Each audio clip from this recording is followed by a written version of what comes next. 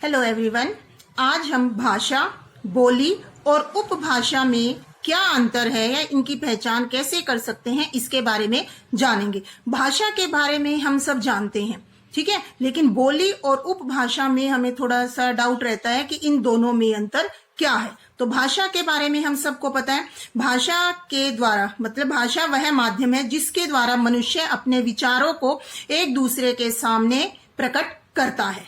तो भाषा कौन सी है? हिंदी, बांग्ला, पंजाबी, उर्दू आदि ये सब क्या है? ये सभी भाषाएं हैं। इसके बाद दूसरा हमारा आता है बोली। भाषा का क्षेत्रीय रूप बोली कहलाता है, मतलब क्षेत्र विशेष में बोली जाने वाली जो बोली है वो क्या कहलाएगी? हमारी बोली कहलाएगी। यह भाषा का अल्प विकसित रूप होता है, मतलब भाषा का अल्प विकसित, कम विकसित हुआ रूप होता है। इसे सामान्यतः बोलचाल में प्रयोग किया जाता है। आमतौर पर हम जो भाषा का प्रयोग करते हैं अपने क्षेत्र विशेष में, और वो हमें मुख्यतः बोलचाल के शब्दों से पता चल जाता है कि ये इस क्षेत्र की बोली है।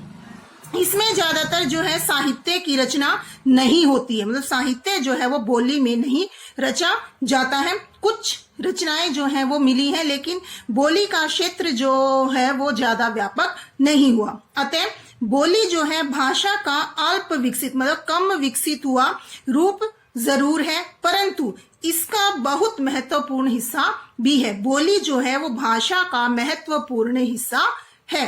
अब तीसरा हमारा आता है सबसे इनमें जो इनके लिए जरूरी है, या ये कहें कि बोली और उपभाषा में अंतर हम कैसे करेंगे। तो अब हम जानेंगे उपभाषा के बारे में।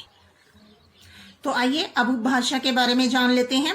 जब बोली का क्षेत्र थोड़ा बड़ा हो जाता है, मतलब जो बोली एक क्षेत्र विशेष में बोली जाती है लेकिन वहां से अलग वो और क्षेत्रों में भी बोली जाने लगती है, तब वो क्या बन जाती है? उपभाषा बन जाती है। बोलियों में साहित्य की रचना नहीं होती, परंतु उपभाषा में साहित्य की रचना होने लगती है। जो उपभाषाएं होती हैं उनमें साहित्य रचा जाता है।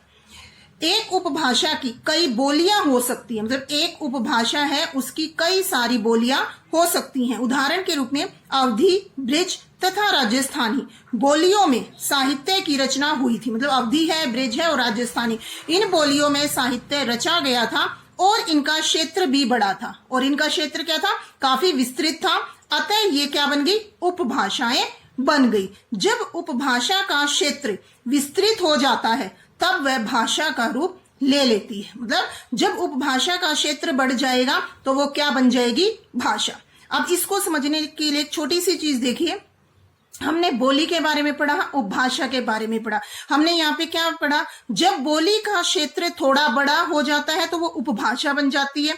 जब उपभाषा का क्षेत्र बड़ा हो जाता है तो वो भाषा का रूप ले लेती है। मतलब कि ये आपस में सभी जुड़ी हुई है। तो भाषा जो है वो हमारे विचारों का आदान प्रदान है। बोली में भी यही होता है, उपभाषा में भी यही होता है। तो जो अंतर है वो किसका? क्षेत्र का। बोली एक सीमित क्षेत्र में बोली जाती है, और जब वो थोड़ा सा सीमित क्षेत्र से आगे बढ़ जाती है तब वो उपभाषा कहलाती है। और जब यही उपभाषा का क्षेत्र थोड़ा और बड़ा हो जाता है तो वो भाषा का रूप धारण कर लेता है।